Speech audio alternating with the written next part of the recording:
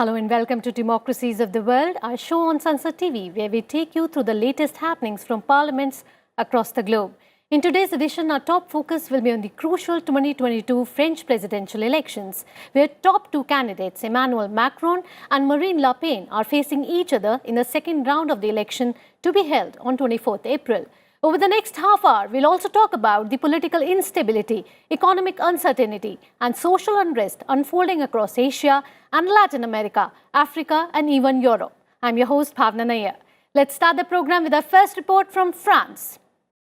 Just 4 days before France votes on its next president, centrist Emmanuel Macron and his far-right challenger Marine Le Pen went head-to-head in their only televised debate on Wednesday. The two candidates confronted each other on the cost of living, Russia, climate change and immigration. This Sunday, France will go for its crucial second-term polling that will determine the next president of Europe's third-largest economy, and whoever wins the second round will take the office on the 13th of May. Let's take a look at this report. French President Emmanuel Macron and far-right leader Marine Le Pen faced off in their only campaign debate on Wednesday, ahead of Sunday's decisive second round of the presidential election. The 2-hour and 45 minutes debate was the first time that the same candidate squared off in two consecutive elections, the first being in 2017. Le Pen, who lost to Macron in 2017, termed the issue of cost of living as her biggest priority, saying she will permanently cut VAT on energy and will also cut taxes. Le Pen also accused Macron of letting pension levels fall in real terms. The president, however, challenged his opponent's proposals as unworkable and said that his solution was to impose a cap on prices, which was twice as effective as dropping sales tax. On the Ukraine-Russia war, the two contenders, however, agreed on backing Ukraine and taking in refugees. Shifting to the topic of immigration, Le Pen said that if she wins, she will call on a referendum on who should stay and who should leave France. On climate change, Le Pen labelled Macron a climate hypocrite, while the president called his opponent a climate skeptic. Although they sparred on the topic of renewable energy, the two contenders agreed on building more nuclear power stations. Il sait pertinemment que je suis une femme absolument et totalement libre et que je défends parce que je suis une patriote et que je l'ai démontré toute ma vie, la France et les Français, toujours, en toutes circonstances. Et donc notre Constitution, nos textes fondamentaux, c'est cela, c'est la laïcité. La laïcité, c'est un principe de liberté. Et donc à l'école, il n'y a pas de voile, parce qu'on forme des consciences. Il n'y a aucun signe religieux d'ailleurs, ce n'est pas que le foulard. Tous les signes religieux sont proscrits puisqu'on forme des consciences, des citoyens en devenir. Meanwhile, the gap in the opinion polls has widened slightly since the first round vote on 10th April. Opinion polls currently put the centrist Macron at 53 to 56% in the runoff against 44 to 47% for Le Pen. In the first round of the French presidential election on 10th April, Macron secured 27.8% votes, while Le Pen was slightly behind with 23.1% votes. Jean-Luc Mélenchon from far-left party France, unbowed, came third with just under 22%. 12 candidates ran for the top job and none of them received more than 50% of the ballots in the first round. This left centrist Macron and Le Pen, a long-time standard-bearer for the French far-right, the top two candidates in the first round of voting. Experts say making up more than a fifth of the vote, Mélenchon voters could decide the final round of this election, yet many of them may just sit the second round out and abstain. While the war in Ukraine overshadowed early campaigning, recent opinion polls suggest that the cost of living has become the single most important issue. The other big issues are health, security, pensions, the environment and immigration. Spiraling energy costs and rising inflation have hit everybody in the pocket, but generally purchasing power is on the rise in France. Emmanuel Macron is the current president and is seen as a centrist representing the Republic on the Move party. Marine Le Pen is from the far-right National Rally Party. The top two candidates, Macron and Le Pen, have very different views of France's foreign policy and how to deal with Russia as well as the European Union. They also have very different stances on how to tackle public finances or deal with foreign investors. Experts say a Macron win would mean continuity for France. Le Pen victory would herald major changes. Now that Britain has left the EU, France is the bloc's main military power. It is also the undisputed second biggest economy in the EU and Angela Merkel's exit as German Chancellor has given Macron a more prominent role within Europe. A Le Pen win could put France on a collision course with its EU partners. Bureau Report, Sansad TV. Just few days left for the final presidential runoff. The battle for who will lead France is heating up. Both French President Emmanuel Macron and far-right leader Marine Le Pen faced off in their only campaign debate on April 21st ahead of the Sunday's decisive second round of the presidential elections. Opinion polls currently has put Macron in the lead. And for more updates on this, we are joined by Jacques Rupnik, Director of Research at CERI and Professor at Sciences PO in Paris. He's also a political scientist. He's joining us live from Paris. Thank you so much, Mr. Rupnik, for participating. My first question to you would be, the televised confrontations between the top two candidates have been a highlight of the French presidential elections for almost 5 decades, and they have proved most decisive when the polls are close. Mr. Rupnik, what do you think? What are the indications this time around? And what is your assessment? What do you think, Macron or Le Pen? You know, who had predicted that Donald Trump would win the American election? Who predicted that Brexit would happen in Britain? So we have to be cautious, but still, there is seems to be clear indication that Macron is in the lead, but also that he has won the debate yesterday. At least he's won the argument, hopefully not just among his followers, but he hopes also among the voters from the left whom he was trying to win over. Marine Le Pen, I'm sure, has reassured her own voters and tried to also steer right-wing voters who feel that her agenda, which is a very strongly anti-immigrant agenda, will be enough to win them over. So, yeah, it's still an open game, but I think that it looks good for Macron. So we have to wait for Sunday, but Mr. Rupnik, unlike 2017, this time the race is said to be much closer. Surveys have showed voters are unhappy with Macron's economic policy. Unemployment is at its lowest level in years. Macron's COVID policies have also alienated many voters. Who among the two do you think that have been able to read the pulse of voters and assure solution to their issues? Mr. Rupnik. Well, you know, 5 years ago, these two had already clashed in the second round. And in those days, it was quite clear-cut. On one hand, you had a liberal reformer who is a very strongly pro-European agenda. And opposite to him, you had what some you could call a nationalist, populist, who had her own agenda. But the two were clearly opposite. They still are opposite, but in the meantime, we've had the pandemic and we had COVID. And it is very difficult to accuse Macron of not spending enough on protection of the health services, of various social services, or simply on helping the economy, which was brought to a standstill 2 years ago with the pandemic. Huge amounts of money, state money, has been poured into protection of the citizens and protection of the economy. So suddenly, what would have been the normal target of an attack on Macron, he's a liberal free marketeer, well, that doesn't hold really. So the divide between Macron and Le Pen will not be carried on that issue. It is partly carried on social questions, the cost of living, that kind of issues that concern, let's say, the lower strata of society. And a big divide among them is the question of Europe.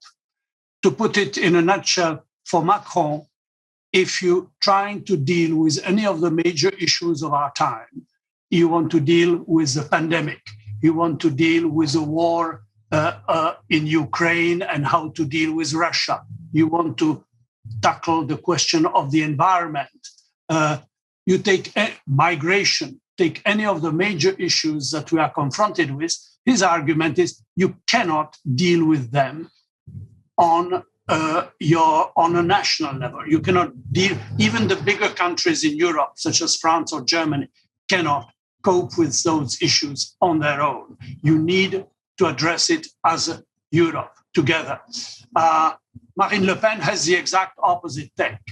For any of the questions that I have mentioned, her take would be national sovereignty, bring back control, bring back borders, stop migration, etc., etc. So it's a very much a nationalist protectionist agenda versus a more open and very much pro-European agenda.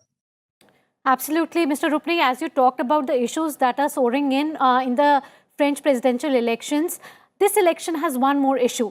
This election is crucial not only for France, but all for the Europe, as the outcome of Sunday's vote will potentially affect the country's stance on the Russia-Ukraine conflict, the European Union and the NATO as well.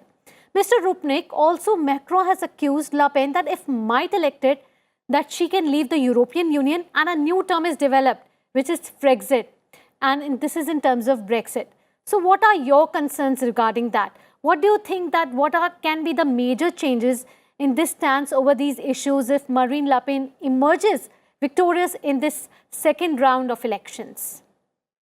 So on the first issue, the question of the war in Ukraine, which basically concerns our relationship to Russia, Marine Le Pen is known to have a soft spot for Vladimir Putin, and she even got a loan for her campaign from a Russian bank. So clearly there is concern that if she got elected, she would, as she already suggests, try to mend fences with Moscow, and she says she would renegotiate France's situation in NATO, in the Atlantic Alliance.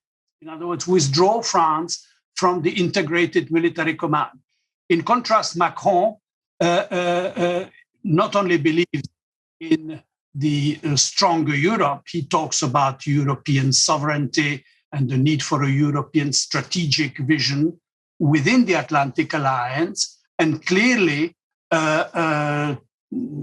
opposing the aggression that Russia is now inflicted on Ukraine. So that is one clear dividing line, I would say. But the most important, I think, is the question of Europe. Marine Le Pen has softened her program and the way she presents it. In other words, she no longer says she wants to pull out of the EU, of the European Union. She says she would withdraw France from Europe, from the common currency, which used to be her agenda. So she has withdrawn these two elements. But then when you look concretely at what she's proposing, right, Mr. which Rupnik, means that French law is paramount and has primacy over European law, that goods cannot flow in without the control of the French customs, etc., on every issue that brings the European Union together, she would reestablish national control. It's a disguised way of preparing from some kind of exit from the EU, or at least a redefinition of the Mr. EU, Rupnik. no longer as an integrated unit with a political ambition, but into some kind of loose association of nation states. We got the view, Mr. Rupnik. Thank you so much for giving all the insights and a very clear perspective on the French presidential election. Thank you for joining in. Continuing with the French presidential elections, now let's take a look at how democratic system of France works. France is one of the birthplaces of modern democracy. In fact, it was France which made democracy a global phenomenon. The current French government runs according to the Constitution of the Fifth Republic, which was enacted in 1958. The country has the second biggest economy in the European Union and fifth biggest economy in the world. France is a republic in a semi-parliamentary democracy and has hybrid presidential or parliamentary political system. Let's take a look how the French political system works.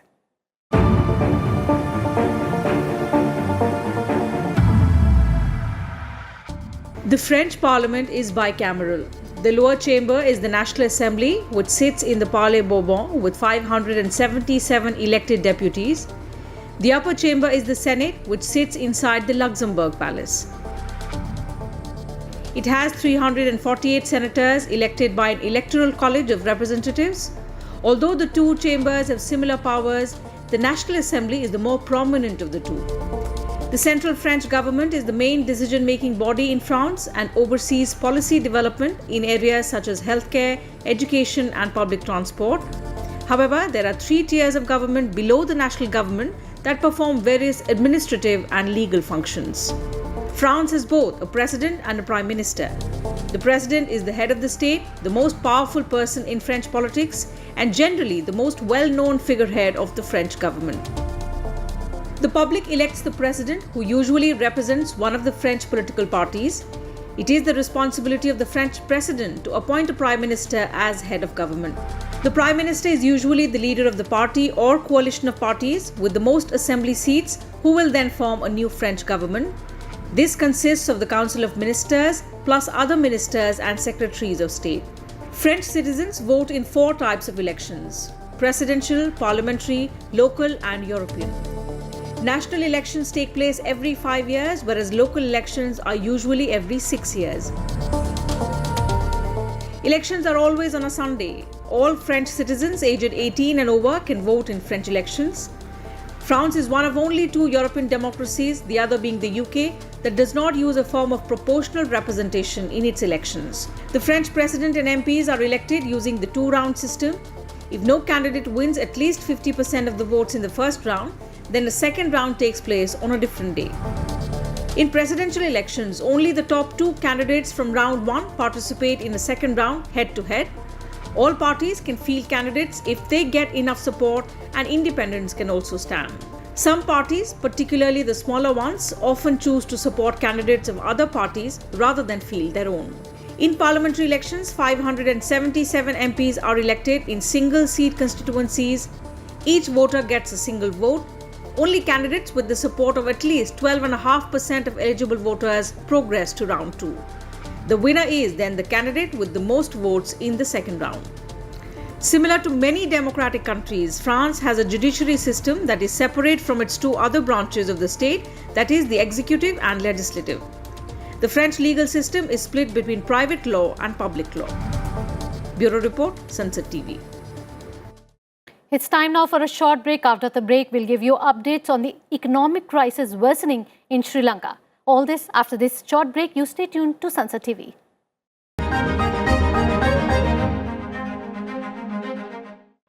Welcome back. You're watching our special program, Democracies of the World. News now from neighbouring Sri Lanka, where 1 person was killed and several injured after protesters clashed with policemen in Rambukana this week. Sri Lanka is in the grip of its worst economic crisis since independence in 1948 and has been rocked by a wave of protests for weeks. Meanwhile, the International Monetary Fund will consider providing quick financial assistance to debt-burdened Sri Lanka following representations by India.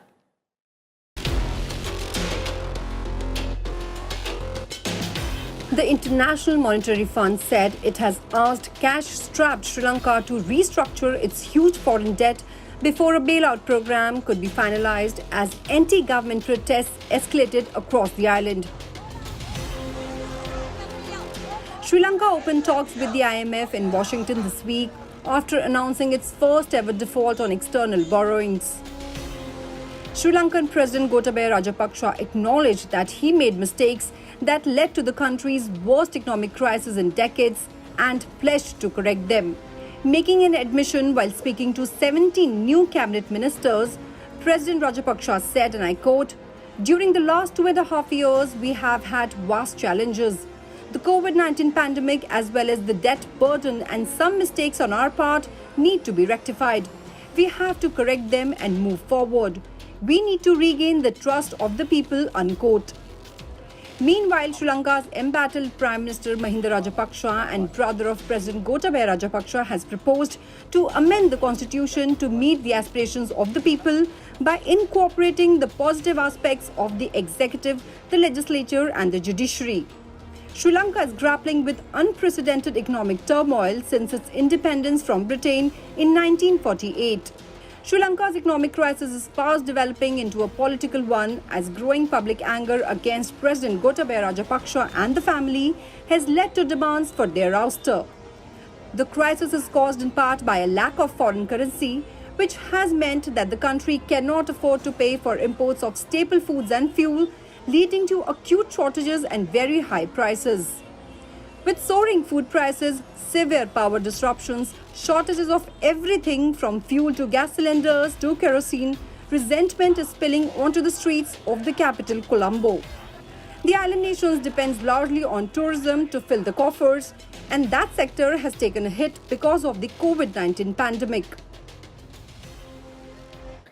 News now from Pakistan, where a new cabinet was sworn in after weeks of political turmoil, which led to the dismissal of Imran Khan's government. Main opposition leader Shehbaz Sharif was sworn in as the new Prime Minister last week.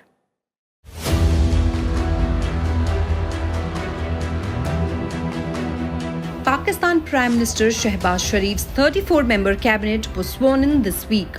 Sharif's Pakistan Muslim League Nawaz got 13 ministries and 9 ministries were given to Pakistan People's Party. PPP's chairman Bilawal Bhutto Zardari was not among the ministers. Sharif was appointed Prime Minister earlier this month after then Prime Minister Imran Khan lost a no-confidence motion. He will run the government until August 2023 general elections. On April 11th, Imran Khan, Pakistan's then Prime Minister, lost a no-confidence motion against his leadership and was forced to leave office. The opposition blamed Khan and his party, Pakistan Tehreek-e-Insaf, for crumbling economy and failure to deliver on campaign promises. Khan, when faced with no-confidence motion brought by the opposition, got the Deputy Speaker of the House to disallow it and then issued a presidential decree dissolving the National Assembly and ordering fresh elections. Pakistan Supreme Court took suo motu cognizance of this development and a 5-judge bench headed by the Chief Justice ruled that the decision to block the vote of no confidence against Prime Minister Imran Khan was unconstitutional. It ordered the National Assembly to reconvene and to hold a floor test. However, when the House reconvened, Khan's party was eventually defeated with 174 members in the 342-strong House voting in favor of the no-trust motion, marking this the first time a sitting Prime Minister in Pakistan was voted out. No Pakistani Prime Minister has ever completed their constitutionally sanctioned 5-year term under the present Constitution of 1973. The political upheaval in Pakistan has been matched by turmoil in the Pak economy with double-digit inflation, the cost of basic necessities such as food and fuel skyrocketing, and millions pushed into poverty. The government's economic mismanagement has depleted Pakistan's foreign exchange reserves, sent the Pakistani rupee tumbling, hitting an all-time low against the US dollar, and caused Pakistan's GDP to fall from $315 billion in 2018 to $292 billion in 2022. British Prime Minister Boris Johnson on Tuesday offered an apology to the House of Commons over breaking the UK lockdown rules that he devised, while insisting it hadn't occurred to him he had done anything wrong. Last week, Johnson was fined for attending his own surprise birthday party in 10 Downing Street in June 2020, making him the first British Prime Minister ever found to have broken the law while in office. Police are still investigating several other parties in government buildings that Johnson is alleged to have attended. Opposition parties criticized the Prime Minister and called for his resignation. I paid the fine immediately, and I offered the British people a full apology. And I take this opportunity on the first available sitting day to repeat my wholehearted apology to the House. And Google has terminated Hong Kong's only leadership candidate John Lee's YouTube channel, which he was using as part of his campaign for Hong Kong's election on May 8th. All content on Lee's YouTube page has been removed. Lee's campaign office said on Wednesday that it had been informed by Google that the removal of the account was in accordance with the company's compliance with US sanctions. Lee is one of a dozen officials who were sanctioned by the United States in 2020. That's all we have in this edition of our program on Democracies of the World. Connect with us on various social media platforms for all the latest from India and around the world. You can send in your feedback at Sansad TV at sansad.nic.in. Stay tuned for more informative programs on Sansad TV. Till then, goodbye, namaskar.